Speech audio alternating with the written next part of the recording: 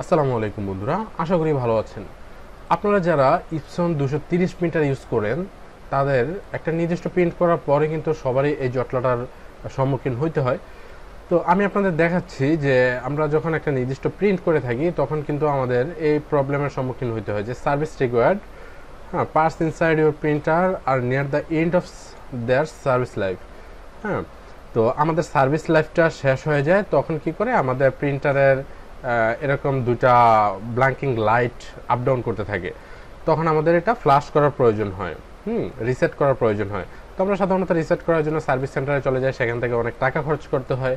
তো আপনাদেরকে আমি ফ্রিতে কিভাবে এটা করা যায় সে বিষয়টা আপনাদের সাথে শেয়ার করব। তো বন্ধুরা, এখনও যারা আমাদের চ্যানেলে সাবস্ক্রাইব করেনি দয়া করে নিচে থেকে সাবস্ক্রাইব করে নিন। তো প্রথমে আপনারা ডিসক্রিপশন বক্স থেকে সফটওয়্যারটা ডাউনলোড করে নেবেন, এসএসসি সার্ভার ইউটিলিটি এটা ডাউনলোড করে নেবেন। ডাউনলোড করে নেওয়ার পরে আপনার সেম এরকম দেখতে পাবেন, এখান থেকে এটা এক্সট্রাক্ট করে নেওয়ার পরে এরকম পাবেন। এটা জাস্ট সেট আপ করে নেবেন।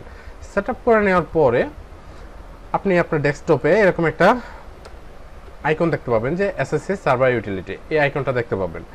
যদি এখানে না পান তাহলে এখান থেকে সার্চ করে নেবেন এসএসসি সার্ভার ইউটিলিটি, তাহলে এখান থেকে কিন্তু পেয়ে যাবেন, এখান থেকে পেয়ে যাবেন। তো জাস্ট এটা ওপেন করবেন।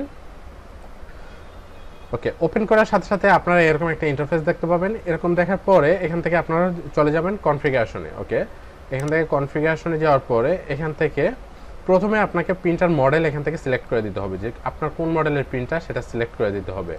তো আমি যেহেতু 230 প্রিন্টার ইউজ করব, 230 দেখাবো, সেক্ষেত্রে এখান থেকে 230 প্রিন্টারটা এখান থেকে সিলেকশন করে দিব। ওকে, আপনারা দেখুন যে এটাই হচ্ছে 230, হ্যাঁ 220 আর 230 দুইটাই হবে। ওকে, এটা সিলেক্ট করে দেওয়ার পরে এখান থেকে আপনার ইনস্টল প্রিন্টার কোনটা আছে, কোনটা কানেকশন করা আছে, অনেকের দুইটা তিনটা এভাবে কপি হয়ে থাকে যে কোনটা ভ্যালিড, কোনটা দিলে আপনার লাইন পায় সেটা কিন্তু এখান থেকে আপনার সিলেকশন করে দিতে হবে।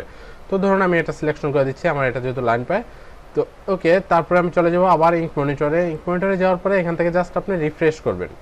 ওকে, রিফ্রেশ করার আগে আপনি আপনার প্রিন্টারে অবশ্যই লাইন দিয়ে নেবেন। প্রিন্টারে লাইন দেওয়ার পরে আপনি আবারও হেডিং সোর্সে এখানে একটা ক্লিক করে জাস্ট রিফ্রেশ বাটন ক্লিক করবেন।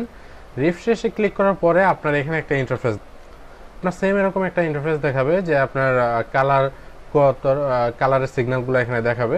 এটা দেখানোর পরে আপনি জাস্ট এটাকে এখান থেকে ক্লোজ করে দিবেন। হ্যাঁ, জাস্ট ধরে ক্লোজ করে দিবেন। ক্লোজ করে দেওয়ার পরে যেটা দেখতে পাবেন, আপনি টাস্ক মেনুতে চলে আসবেন। একদম নিচে টাস্ক মেনুতে আপনি দেখতে পাবেন যে এই সিগন্যালটা চলে আসছে একটা এসএসসি ইউটিলিটি। জাস্ট এটার রাইট বাটন ক্লিক করবেন, এটার উপরে মাউস রেখে রাইট বাটন ক্লিক করার পরে আপনাকে যেতে হবে প্রোটেকশন কাউন্টার। ওকে, প্রোটেকশন কাউন্টারে যাওয়ার পরে আপনি এখান থেকে রিসেট প্রোটেকশন কাউন্টার এটা ক্লিক করে দিবেন।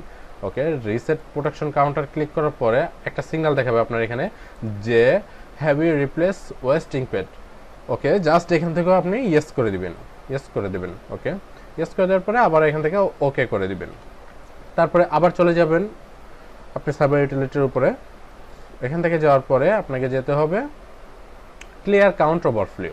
হ্যাঁ, ক্লিয়ার কাউন্ট ওভারফ্লোতে যাওয়ার পরে আপনার এটা কাজ শেষ।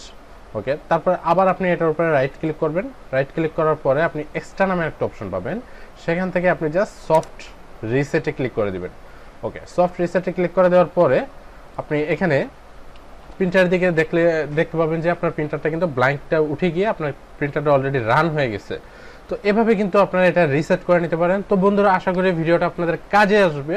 আর যদি ভিডিওটা ভালো লেগে থাকে অবশ্যই লাইক করবেন, বন্ধুদের সাথে শেয়ার করতে একদম ভুলবেন না। তাহলে পরবর্তী ভিডিও দেখার আমন্ত্রণ জানিয়ে এখানে শেষ করছি। আল্লাহ হাফেজ।